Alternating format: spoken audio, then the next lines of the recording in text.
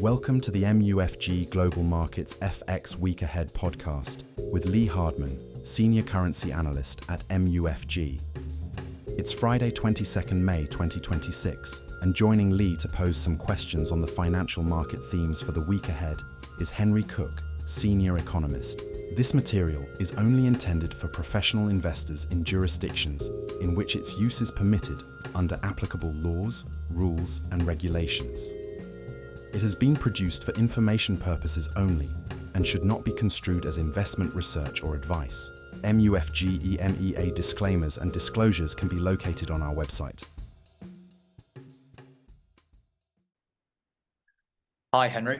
Hi, Lee. Yeah, thanks for joining the podcast again today. As we've seen over the past week, it's been a very volatile week for UK markets. We've seen gilts and the pound staging strong rebounds. If you look at the 30-year gilt yield, that's fallen sharply by almost 30 basis points this week. And similarly, in the FX market, we've seen the pound strengthen by around 1% against the euro. On top of that, we've also seen some interesting economic data releases from the UK this week, which have caught the market attention, namely the latest UK labour market and CPI reports. It would be interesting to hear if these reports have altered your view in any way on the outlook for the UK economy. Yeah, you're right. It's been a busy week for UK macro data. We had the labour market numbers on Tuesday, inflation on Wednesday, PMI business survey on Thursday, and then today we had retail sales and public finances as well. So it's been busy. What I would say is that in general, the numbers have been on the soft side for the UK economy. The labour market numbers came with plenty of caveats. There was a sharp drop in the employment numbers. I expect that will be revised upwards later on. But yeah, the general picture is that the UK labour market has plenty of slack. That kind of remains valid.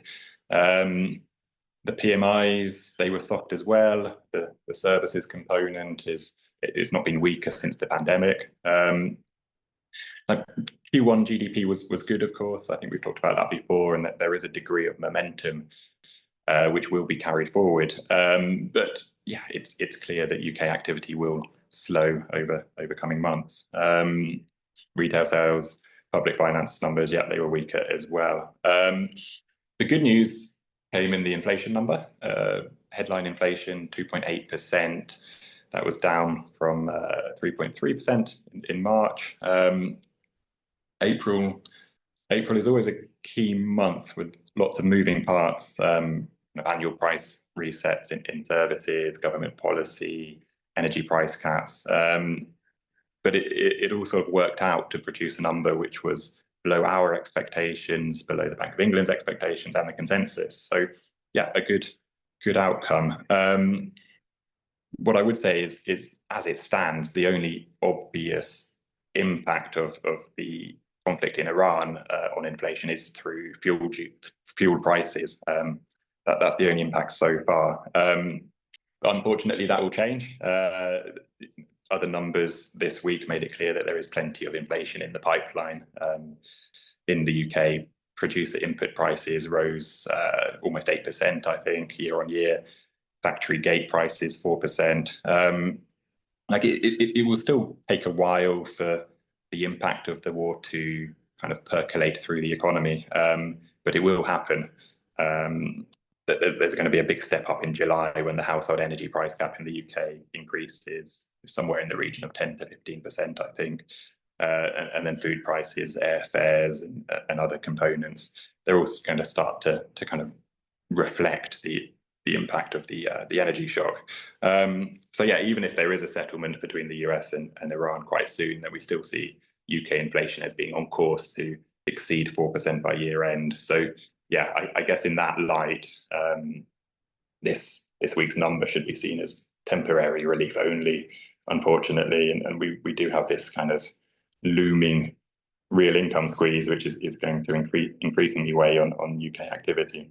Yeah. So what do you think? How do you think the Bank of England will kind of weigh up this latest data? Obviously, they're obviously waiting to see how the Middle East conflict is going to kind of play out and impact the economy going forward before making any kind of decisions to adjust policy. Do you think the latest data this week will have changed their views on policy in any way? Yeah, it's certainly relevant. I think, as I said, all of the numbers have come in on the soft side, better than expected inflation number as well, and that buys policymakers a bit of time to wait and see, as you say. But given rising inflation expectations, given pipeline cost pressures, our view remains that the Bank of England will still be forced to tighten monetary policy at some point, and we continue to expect 50 basis points of rate hikes this year. Market pricing had been for a little bit more, but it's kind of converged around that mark this week following the soft data. But yeah, as you say, I think the question of timing is very valid now. Our kind of previous assumption was that the Bank of England would want to be proactive and try to get ahead of the curve to kind of reduce the risk of having to play catch up later on.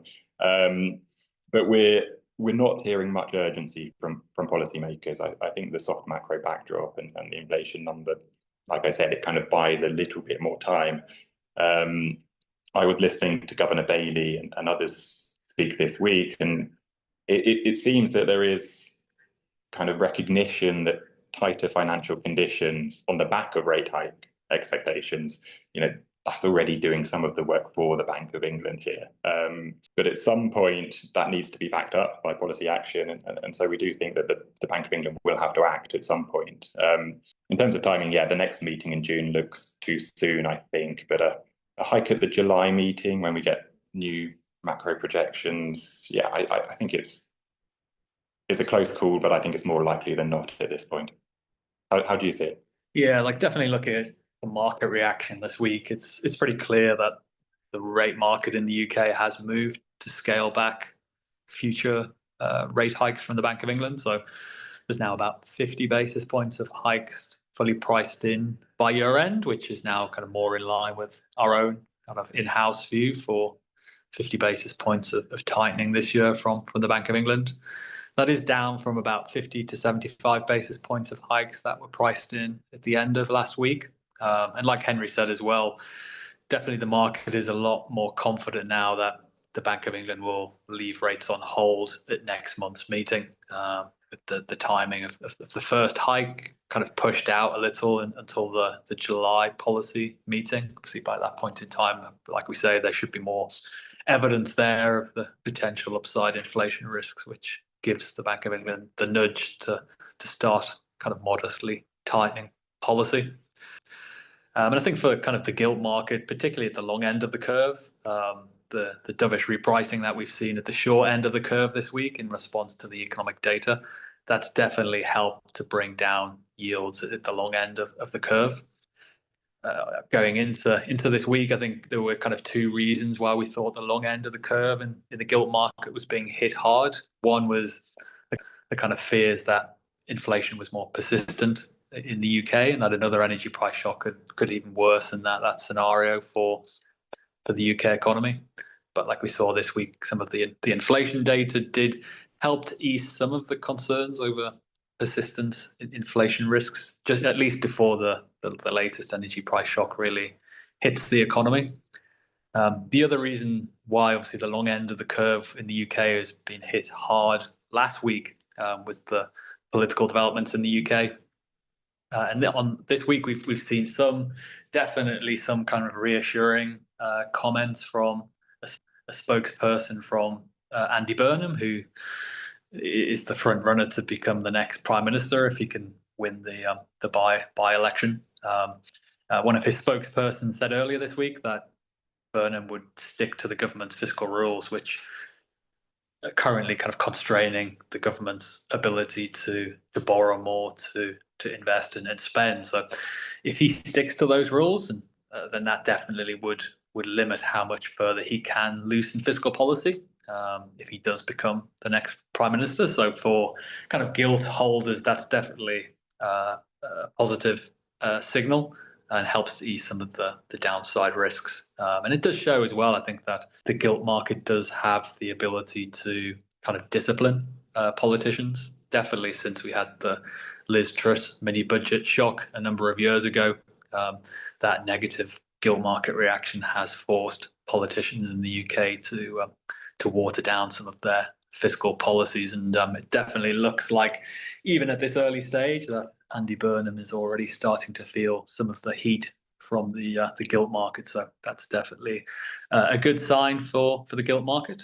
Having said that, though, obviously we still have these lingering political uncertainty. Prime Minister Starmer's future still very much in the air, so to speak. And if we do see a change in leadership of the Labour Party, it is likely to shift more to the left. So it's not like those risks of looser fiscal policy have completely gone away, but at least for now, those reassurances on the fiscal rules are definitely helping the gilt market and the pound.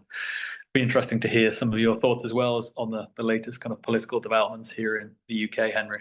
Yeah, I mean, absolutely. I think you've covered it very well. I think to me it seems as though energy pricing and kind of inflation risks are the main drivers for the markets. But I think political uncertainty has the scope to amplify volatility in the UK over coming months. It's clear it's a very high stakes by-election on the horizon. If Burnham wins that, and he's not a shoo-in by any means, but if he does win, then I would expect his path to number 10 would clear.